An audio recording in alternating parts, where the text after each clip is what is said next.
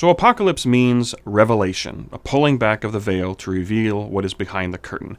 And the apocalyptic mindset, as I defined it, is the ability to look beyond the immediate experience to the greater reality behind it, whether it be an experience of the sacraments and what they celebrate, the celebration of the Mass and recognizing what's on the altar is the celebration of the heavenly banquet, or whether it's an examination of history of Israel or of the church, or an experience of such things as, say, persecution. What is the greater reality behind the experience?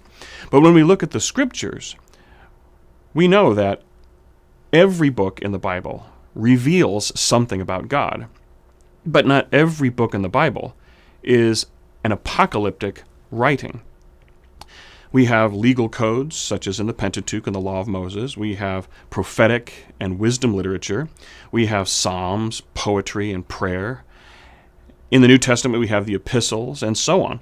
What classifies apocalyptic literature, and especially as distinct from other forms of revelation, such as visions, oracles, dreams, and testimonies of, say, a character on their deathbed as they reveal what's in store for the future of their nation or their family? What makes apocalyptic literature what it is? And in 1979, a book simply known as the Semia 14 was a volume on apocalyptic literature and includes all forms of apocalypses from various civilizations and cultures. And it compiled a definition of what makes apocalyptic literature what it is. And in a nutshell, it is simply that apocalyptic literature is a form of revelatory literature in a narrative framework. It tells a story. But again, eschatologically, with regard to the end time, the eschaton, it is not a personal story, but it is a much universal story, a much wider story.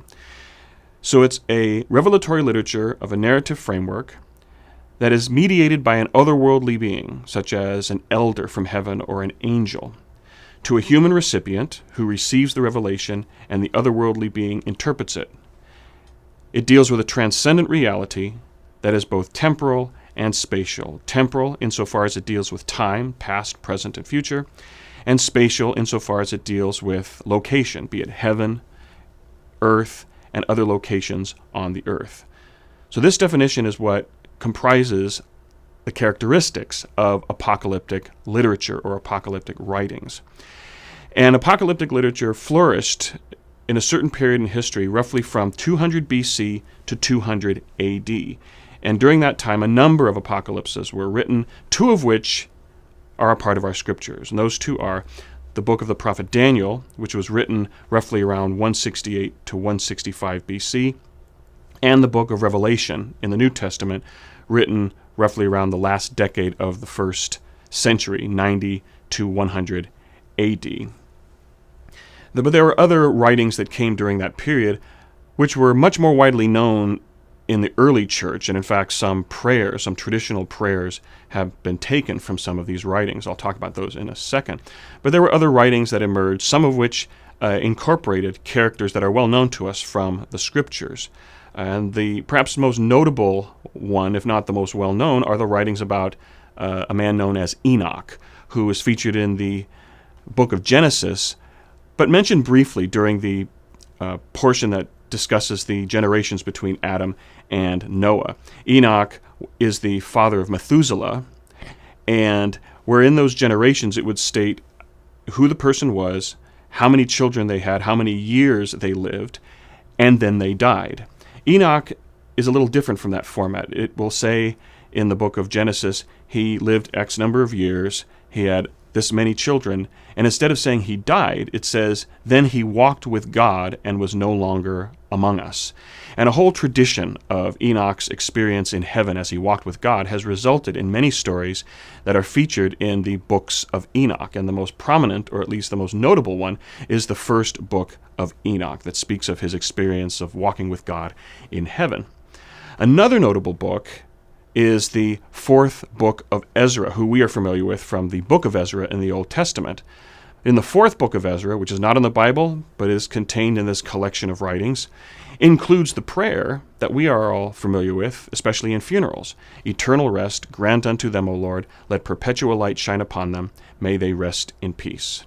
So these are examples of stories and writings in this collection of extra-biblical apocalyptic writings that were compiled into a 2-volume work by an editor named James Charlesworth in the early 1980s, and we know these works simply as the Pseudepigrapha, these extra-biblical writings that come from that era of the apocalyptic literature. So, in history, apocalyptic writings rose principally out of conflict. The conflict of the community, whether it be the persecution that led to the Maccabean revolt, the persecution of the church in its early decades at the hands of the Roman Empire.